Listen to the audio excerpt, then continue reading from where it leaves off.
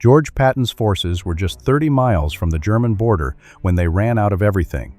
The food, fuel, and medicine that were supposed to keep them alive were being openly sold for profit on the streets of Paris. The supplies hadn't been lost. They hadn't been destroyed by German bombers. They had been sold. A carton of American cigarettes, the kind a half-frozen infantryman shivering on the banks of the Moselle River would gladly trade a full night's sleep, for was worth more on the Paris black market than the gold in French couples' wedding rings. It held its value better than the franc, and it was more reliable than the dollar. All the way from the Normandy beaches to the front lines, supplies bled steadily into the black market along the entire length of the supply chain, while the armored spearhead of the Third Army coasted to a dead stop, their tanks bone dry. The men doing the selling weren't wearing German uniforms. They were wearing the same olive drab as the soldiers starving at the front. Patton knew.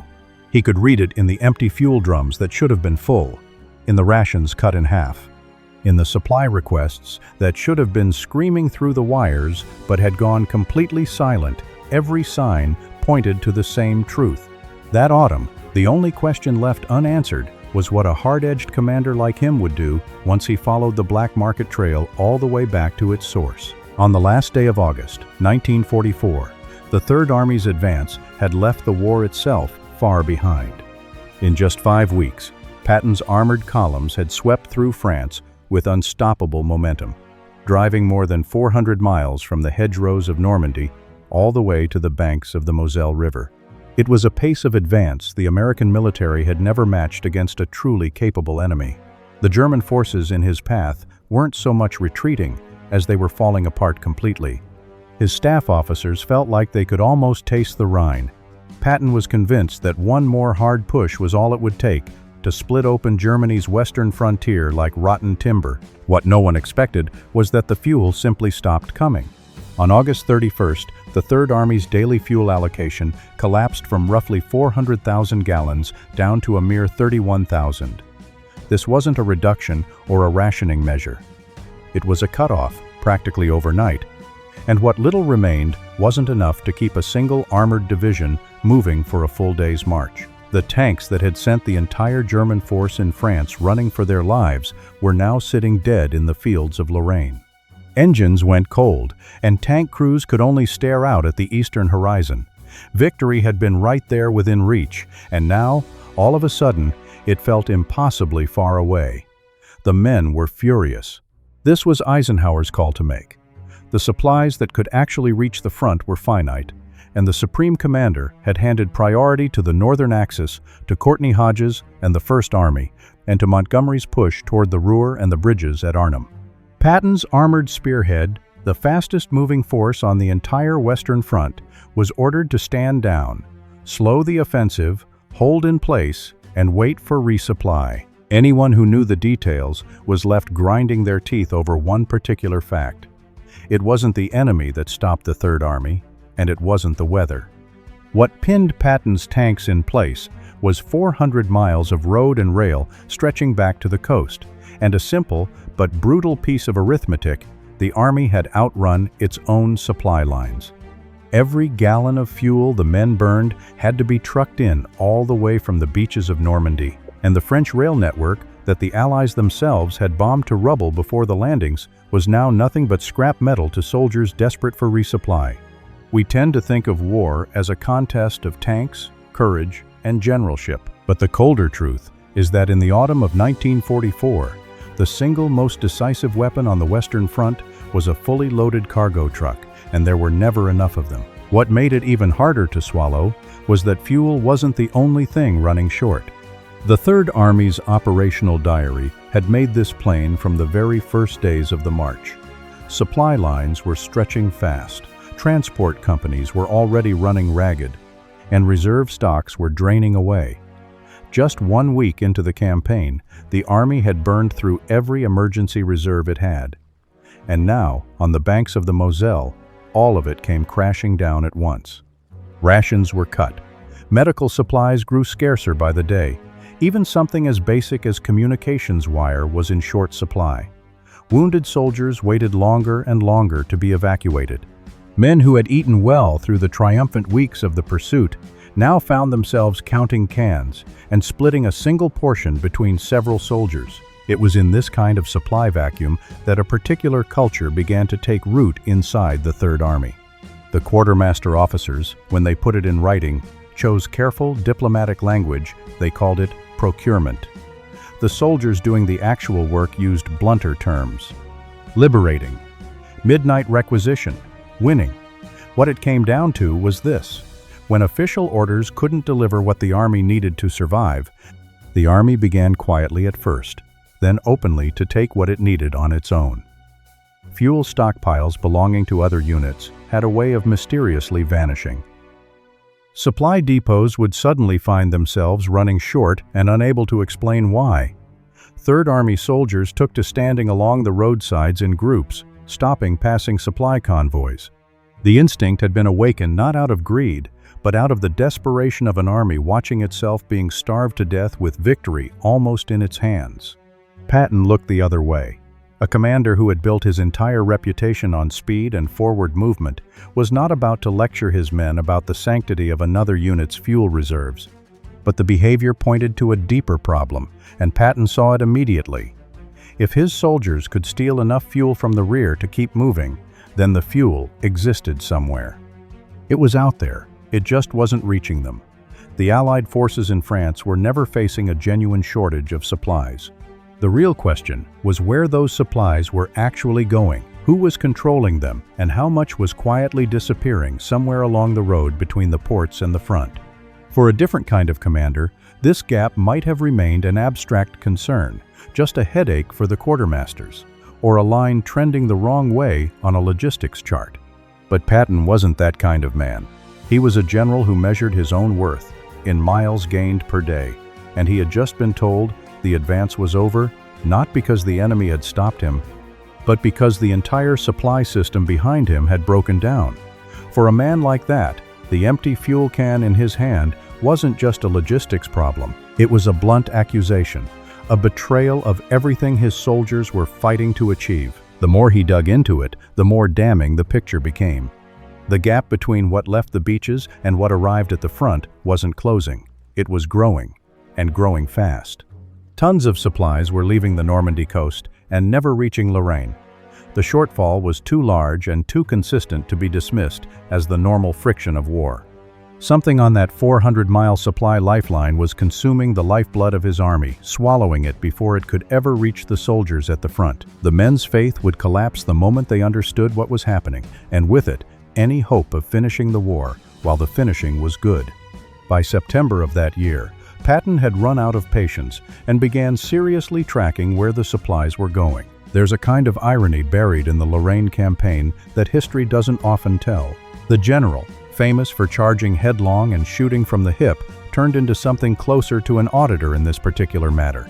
Eyes locked on the numbers, teeth sunk into the gap, tracing the loss back to its source. If you were willing to look, there was nothing that couldn't be found. Patton didn't have to look long. The gap had an endpoint, and that endpoint had a name. The most beautiful city in Europe, freshly liberated, lit up at night for the first time in 4 years.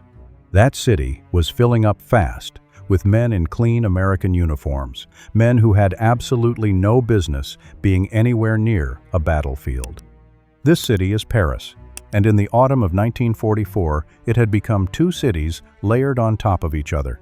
On the surface was the Paris of the newsreels, the liberated capital, the cheering crowds, the tricolor flags hanging from balconies that, for the 4 years before, had flown nothing but a long, suffocating fear. Underneath that was something colder and more practical. Paris had become the largest American supply hub on the European continent, and the organization that controlled nearly everything moving to the front had set up its headquarters right in the heart of the city. The communications zone, the rear command responsible for managing ports, railways, truck routes, and warehouses, had settled itself into the finest hotels Paris had to offer.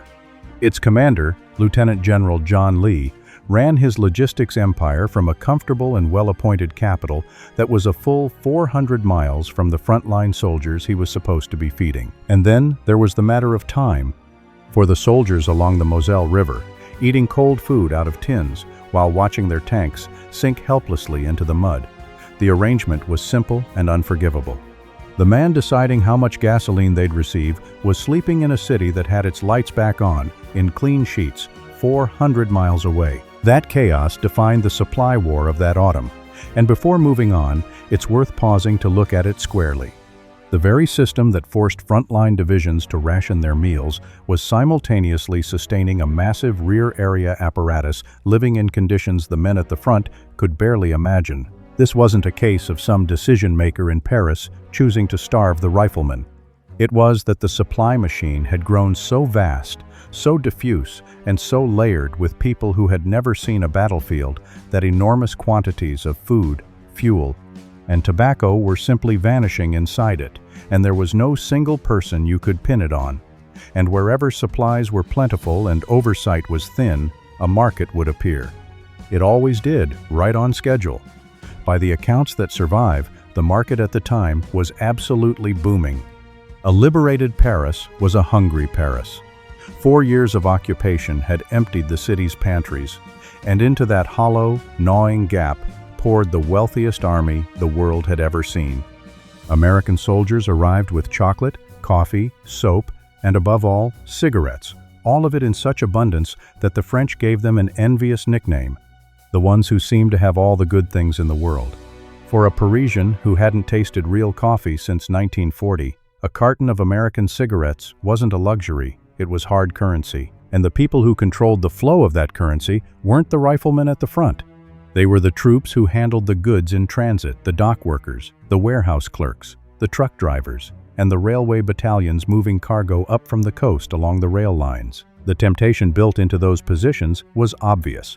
A soldier with access to a warehouse and a truck could, on one quiet night, move enough cigarettes into the Paris black market to earn more money than 10 years of honest work back home. The Army later estimated that of the roughly 11 million packs of cigarettes shipped to Europe each month, a staggering portion never reached the soldiers they were meant for. The figures that surfaced were almost too large to believe they pointed not to individual petty theft, but to organized, systematic diversion running the entire length of the supply chain. That supply chain had a twisted, corrupted spine, and it was the railway running from the port of Cherbourg to Paris. That was where things were worst. Freight trains loaded with rations, fuel, and tobacco rolled east toward the front, and somewhere along the way, a portion of their cargo simply went missing. Whole cases of cigarettes that had left Cherbourg as Army property arrived in Paris as merchandise. The people best positioned to make that happen were the military railway workers themselves, the yard battalions, whose entire job was to keep the trains moving, and who knew every siding, every freight yard, and every unwatched hour on the schedule. One unit in particular would eventually put a name and a face to this whole sordid affair. But in the autumn of 1944, the corruption was anonymous, and it was everywhere a slow hemorrhage that no single inspection could trace, because too many hands were reaching into the same pocket. Meanwhile, the legitimate supply effort trying to feed the front was running itself ragged just to keep up. The stopgap solution the Allies had thrown together to deal with the supply crisis was a punishing truck route called the Red Ball Express. Starting on the 25th of August, it ran around the clock, at its peak deploying more than 6,000 vehicles in a one-way loop, hauling as much as 12,000 tons of supplies to the armies each day. The drivers, the majority of them, black soldiers, assigned to segregated transportation companies, kept separate from the combat units. In the army of that era, worked in pairs, along roads, marked exclusively for their use. They drove at night, without headlights, to avoid enemy aircraft, on tires worn down to the cords, with sleep measured in stolen minutes on the roadside. It was brutal, thankless, and utterly relentless work. For a few weeks, it threw these logistical troops into a spotlight. The Army rarely aimed at them. By any objective measure, they were holding the entire Western Front together with axle grease and sheer exhaustion. Even they couldn't stop the bleeding. Trucks left the warehouses full and arrived half empty. Fuel cans disappeared from parked convoys in the dark. Theft from the Red Ball Express by deserters, black marketeers, hungry civilians, And sometimes, even otherwise well-behaved soldiers had become so serious that the army had to assign personnel to guard the very supplies meant to save the front. The lifeline was being quietly bled dry all along its length, and the harder the drivers pushed, the more there was to steal. Now the two cities collided, and they collided through Patton's own men. The Third Army knew better than anyone that the fuel existed somewhere in the rear. So, his soldiers went and took it. Convoys bound for other armies found themselves stopped on French roads by men in American uniforms who relieved them of their cargo with a smile and a story. By more than one account, Third Army patrols simply ambushed passing trucks and looted the gasoline. There is a widely repeated story, one that's hard to pin down with documents, and is treated here as the kind of thing soldiers swore was true rather than established fact, that Third Army teams impersonated First Army units to draw fuel they weren't entitled to, repainting markings, forging requisition slips, doing whatever it took at the time to keep the tanks rolling. Whatever the specific methods, the result was clear. An army that had been denied supply through official channels had begun seizing it through unofficial ones. The moral terrain here gets murky, and that's the most uncomfortable truth at the heart of this whole episode. The exact same act, taking army property that wasn't yours, wore two completely different faces depending on where you were standing. A Third Army soldier who stole fuel from a First Army depot to keep his division fighting is, in the retelling, a scrounger, a thief, maybe even a hero. A railway clerk in Cherbourg who put that same fuel on a black market truck headed for a garage in Paris is just a man stealing bread from his comrades. The line between them isn't in the act, it's in the purpose. Taking fuel to fight the enemy is one thing. Taking fuel to line your pockets is another. An army that had quietly tolerated the first found, that autumn, that it could no longer pretend the second wasn't happening on an industrial scale. Patton sat at the center of all this, and he was furious. His contempt for the rear was no secret and no new development. Throughout the campaign, he had been convinced that the headquarters behind him, the supply barons, the staff officers, the high command itself were doing everything in their power to deny him a victory he could see within reach. He documented that bitterness in his diary and later aired it in his memoirs with a frankness that shocked the people he was writing about. In Patton's mind, every gallon of gasoline sitting in a Paris warehouse instead of fueling his tanks, every case of rations that evaporated between the coast and the front, every clean-shaven officer billeted in a requisitioned hotel was a direct theft from the soldiers dying in Lorraine for lack of supply.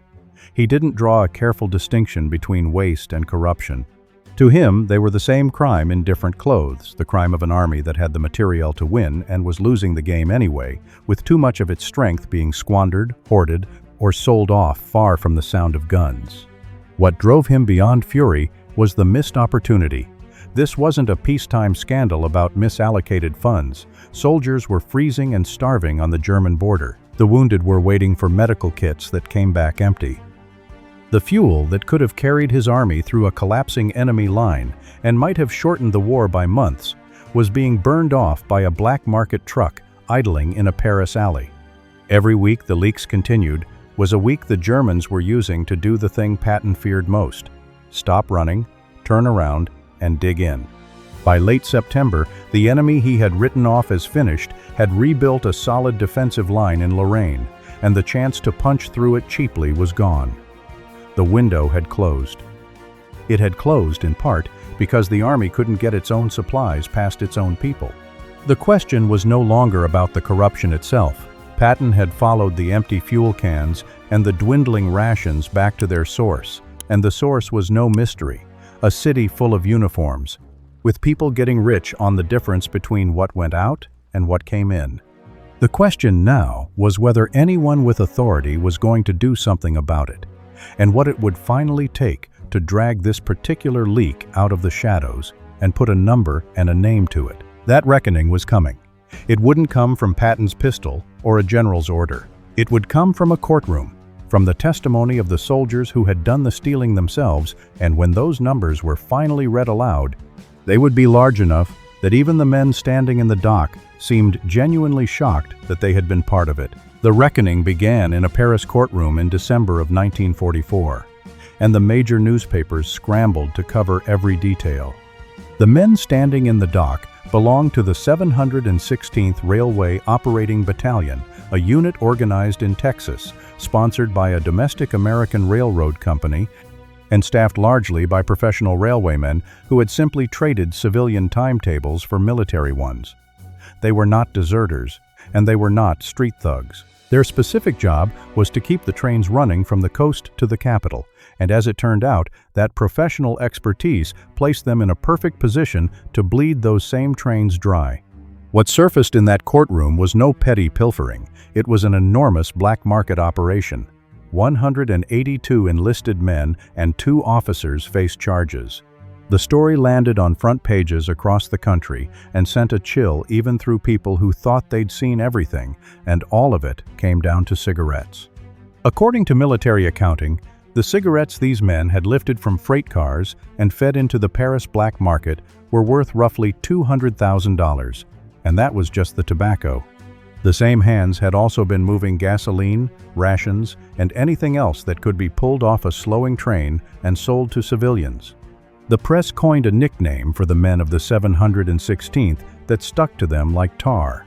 They called them the Millionaire Battalion. Sit with that number for a moment, because in 1944, it was nearly beyond imagining. A single battalion had pulled $200,000 out of cigarettes alone at the very moment when the riflemen those trains were supposed to be supplying were earning about $50 a month and sharing cold rations. Along the Moselle. This is where the supply leak that General Patton had been chasing all autumn finally took on a concrete, measurable shape. He had been tracing empty fuel drums and thinning supply loads back to a source that seemed impossible to quantify. Now the military had measured it, and the number was staggering. The gap between what had left Cherbourg and what had actually reached the front wasn't explained by friction, spoilage, or the ordinary waste of war. A very large share of it was sitting quietly in cash boxes and garages across liberated cities. And so the carton of cigarettes mentioned at the start of this story reappears here in a twisted form. Along the Moselle, a single carton meant something small and human. To a freezing soldier, something worth trading a night's sleep to hold on to. But in the ledger read aloud in that Paris courtroom, that same carton had become a line item, a unit inside $200,000 worth of stolen goods. Its value was no longer measured by how much warmth it could give a cold soldier at the front, but by how many francs it could fetch on a sidewalk 400 miles away. What mattered to a man's survival at one end of the supply line had become pure commodity by the other end. That single, diverted, stolen item was the whole scandal in miniature.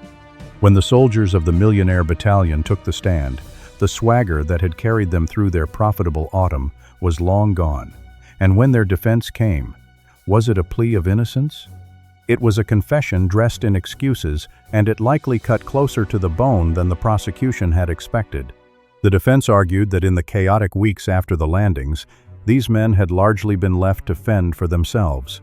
Scattered along a rail line that seemed to have no real oversight, they had become easy prey for black market operators who had already swarmed the route. They said their officers had known exactly what was happening and had looked the other way. So many other units up and down the entire rail line were doing exactly the same thing, they argued, that any individual sense of guilt had long since evaporated. One private put that last point in words that landed harder than anything the prosecutors had thrown at them. The men of their battalion were being treated as though they were the only ones who had done this, and that wasn't right. Up and down that rail line, he insisted, there were countless others doing the same thing, and some of them on a far larger scale. That sullen protest from the witness stand is the most sobering part of the whole affair, and it deserves an honest reckoning rather than a quick dismissal. He was almost certainly telling the truth. The 716th didn't invent this racket. They were simply caught participating in a system that ran the length of the entire supply line, and their particular piece of it happened to be large enough and traceable enough to drag them into court. They were genuinely guilty, but in a very real sense, they were also the unlucky ones, scapegoats, who became the public face of a corruption that extended far beyond one battalion and reached levels the trial would never touch. And that raises a question that hangs over the whole affair without ever being resolved. when an army builds a machine so vast that enormous wealth can flow through it unsupervised, and then only punishes the men who reached out and grabbed it while leaving the machine's own flaws untouched? Is it actually delivering justice, or simply choosing a point beyond which it has decided not to look? But a courtroom doesn't deal in philosophy, it deals in evidence. The verdicts, when they came, were severe and without hesitation. The first 16 soldiers to stand trial were all convicted and sentenced to imprisonment and hard labor. The lightest sentence handed down was 25 years. The heaviest was life. For moving cigarettes and fuel into the city's black market, men who had been running trains just weeks before now faced the prospect of spending the rest of their lives behind bars. The military had decided to make an example of the Millionaire Battalion, and the harshness of the message traveled down the supply line faster than any train. But no severity of punishment could recover the time, and it is the timing that still unsettles anyone who looks at this closely. The trials opened in December of 1944. By then, the theft had been hollowing out the supply line for months. Those were the same weeks when Patton's tanks had run dry in Lorraine and his soldiers had gone on reduced rations within reach of the German border. By the time the sentences were read out, the moment was gone. The enemy that Patton had described as broken in early September had used those weeks to do exactly what Patton had feared most, stopped retreating and dug in along a hardened defensive line. The Third Army would now have to grind through that line at a cost in lives and time that could have been avoided that autumn. Was justice delayed still justice? Never mind justice, it was far too late to buy back even a single day of the time the supply leak had consumed. The cigarettes had been counted and the verdicts had been handed down. And 400 miles away, the army that had been robbed of its supplies kept paying for all of it in the only currency that matters at the front. The smoke over Lorraine faded slowly, and when it finally cleared, the truth of what had happened that autumn came into focus. Those two cities that had collided, they were nothing more than the two broken ends of a single supply line. At the front, the cost was measured in the most brutal terms a fighting army can know. The window that had stood open in early September, when the German lines were crumbling and the Rhine seemed close enough to leap across, had shut forever. The enemy used the weeks of Patton's forced halt to do exactly what he had feared most. A campaign that could have rolled forward on its own momentum turned instead into a hungry, frozen autumn of grinding through mud and fortified towns, paying in blood for what should never have been necessary. Patton's army had the strength to break through the enemy's fragile lines, and it wasn't the enemy that stopped them, it was empty fuel tanks. And that fuel, cheap as it was, had been quietly lifted in the dark and sold off. History tends to file stories like this one under logistics and move on. But this one deserves a fair accounting. The final reckoning in the Paris courtroom landed on a few hundred soldiers from a single railway battalion, the visible tip of something far larger. As the defendants themselves testified, the rot ran the full length of the supply line. The army chose a point beyond which it would not dig, drew its line at the so-called Millionaire's Company, and let the verdicts against those men stand as the official end of the matter. For the soldiers who had suffered at the front, there was at least some measure of justice, however late. But whether that late justice was truly justice at all, that was the question the trial took great care never to touch. Would the commander who had followed the trail of empty fuel drums all the way back to its source have been satisfied with the verdict? What do you think his answer would have been? As he always did, Patton set his army in motion again, pushing east through the winter and grinding on into Germany. But the rage of that autumn never fully left him. He had watched his men go hungry, within reach of a victory he was certain should have been theirs. He had traced the cause and found that the people starving them weren't the enemy. They were his own side's war machine. An army more than capable of winning had squandered a substantial portion of its fighting strength far from the front lines, lost to waste, hoarding, and quiet corruption. He put that anguish into words with the kind of certainty that left no room for doubt, and he put it on the record. For the rest of his life, he held to the belief that if the supplies leaving the beaches had arrived at the front intact, the war in the West could have been shorter, and fewer men would have had to die. That his conviction couldn't change the outcome is perhaps the coldest part of the whole story. We prefer to remember that war as a clean contest. Tank against tank, courage against courage. the better army winning in the open field. But in the autumn of 1944, the soldiers holding the line along the Moselle weren't stopped by a better army. What stopped them was distance and bone-deep exhaustion and the absolute limits of a truck and rail network already running on fumes, and, in no small part, the fact that their own countrymen were turning front-line lives into hard cash on the pavements of Paris. The carton of cigarettes that opened this story was never just a carton of cigarettes. At one end of the supply line, it was a small comfort to a soldier who was cold and hungry. At the other end, it was a single unit inside $200,000 worth of stolen goods. They were no longer the same object. That autumn, the gap between a soldier's life and a street-level profit was the whole shape of a war that the men at the front were quietly losing somewhere behind their own lines.